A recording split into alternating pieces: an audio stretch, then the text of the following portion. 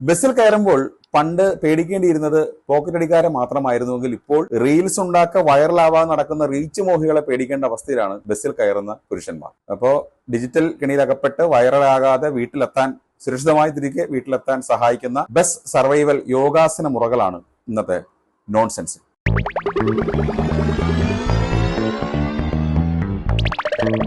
Reels ഭയമുക്തി യോഗാസനങ്ങൾ. ബന്ധന ഹസ്താസനം, ദ ബൗണ്ട് ഹാൻഡ്സ് പോസ്. ബസ്സിൽ കയറുന്നത് മുതൽ തിരികെ ഇറങ്ങുന്നത് വരെ ഈ ആസനം നമ്മൾ തുടരേണ്ടതാണ്. ബസ്സിൽ കയറി കഴിഞ്ഞാൽ ഈ രണ്ട് കൈകളും പരമാവധി തോളിൽ ചേർത്ത് വെച്ച് അനക്കാതെ പിടിക്കുക. നമ്മുടെ വിരലുകൾ ഈ മുകളിലെ തോളിൽ പതിഞ്ഞ് ഇരിക്കണം. അതായത് ക്രോസ് ആംസ് ടൈറ്റ്ലി എന്ന് വേണമെങ്കിൽ പറയാം. ഇത് പരമാവധി ഇങ്ങനെ പിടിച്ചു നിന്നാലുള്ള ഗുണം എന്ന് പറഞ്ഞു കഴിഞ്ഞാൽ നമ്മുടെ കൈ വേറെ എവിടെയും തൊടില്ല എന്ന് ഉറപ്പാക്കാൻ പറ്റുന്നൊരു കാര്യമാണ്. പിന്നെ ചുറ്റും നിൽക്കുന്ന ആൾക്കാർക്ക് മനസ്സിലാവുകയും ചെയ്യാം അയാളുടെ കൈക്ക് എന്തോ പറ്റി, അതുകൊണ്ട് അയാൾ മറ്റൊന്നും ചെയ്യില്ല എന്ന് ഉറപ്പാക്കാം. ഇനി ബസ്സിന്റെ കമ്പിയിൽ പിടിക്കേണ്ടി വരുന്നു എന്ന് കണ്ടാൽ ഈ ആസനത്തിന്റെ പോസ് ഒന്ന് മാറ്റണം. ആരെങ്കിലും നമ്മളെ തോക്ക് ചൂണ്ടി കഴിയുമ്പോൾ നമ്മൾ കീഴടങ്ങി എന്ന് പറഞ്ഞിട്ട് നിൽക്കുന്ന പോലെ രണ്ട് കൈയും പരമാവധി മുകളിലേക്ക് ഉയർത്തി കമ്പിയിൽ പിടിച്ചു നിൽക്കാൻ ശ്രമിക്കുക.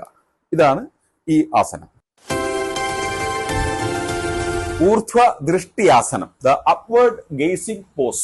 നമ്മൾ ബസ്സിൽ കയറി കഴിഞ്ഞാൽ തല 90 ഡിഗ്രി ചരിച്ച് പരമാവധി മുകളിലേക്ക്, അതായത് ബസ്സിന്റെ കമ്പിയിൽ മാത്രം ദൃഷ്ടി കേന്ദ്രീകരിക്കുക. അതായത് നമ്മുടെ കണ്ണുകളുടെ ദൃഷ്ടി കേന്ദ്രീകരിക്കേണ്ട ഒരു പ്രത്യേകതരം ആസനമാണിത്. അത് പരമാവധി ബസ്സിന്റെ കമ്പിയിൽ തന്നെ കേന്ദ്രീകരിച്ച് നിർത്തുക. The body camera wear pose. ഒരു ശരീരത്തിൽ ഒരു ക്യാമറ നമ്മൾ ബസ്സിൽ കയറിയ ഉടൻ തന്നെ ഓൺ ചെയ്തിടുക. 24 hours റെക്കോർഡിംഗ്, ലൈവ് റെക്കോർഡിംഗ് ആയിട്ട് ഓൺ ചെയ്തിടുക. അതുകൊണ്ടുള്ള രണ്ട് ഗുണമുണ്ട്. ഒന്ന്, നമുക്ക് ആത്മവിശ്വാസം കുറച്ചുകൂടെ കൂടും. മറ്റൊന്ന്, ഈ റീൽസ് എടുക്കുന്ന ഈ മോഹികളുണ്ടല്ലോ, റീൽസ് പിടുത്തക്കാരികൾ, ഇവർക്ക് ഒരു ഇത്തിരി ഭയം ഈ പറയുന്ന ആസനം ചെയ്തുകൊണ്ട് നിൽക്കുന്നവരോട് ഉണ്ടാവും. അത് ഗുണം ചെയ്യും. സോഷ്യൽ ഡിസ്റ്റൻസ് ആസനം. ഇത് കോവിഡ് കാലത്ത് നമ്മളൊക്കെ ചെയ്ത് പരിശീലിച്ചതാണ്. നല്ല തിരക്കുള്ള ബസ്സാണെങ്കിൽ പോലും ചുറ്റും ഒരു കവചമുണ്ട് എന്ന് നമ്മൾ സ്വയം സങ്കല്പിക്കുക. ആരെങ്കിലും അടുത്ത് വന്നാൽ ഒരു കൊറോണ ഉള്ളതുപോലെ നന്നായി ചുമയ്ക്കുക.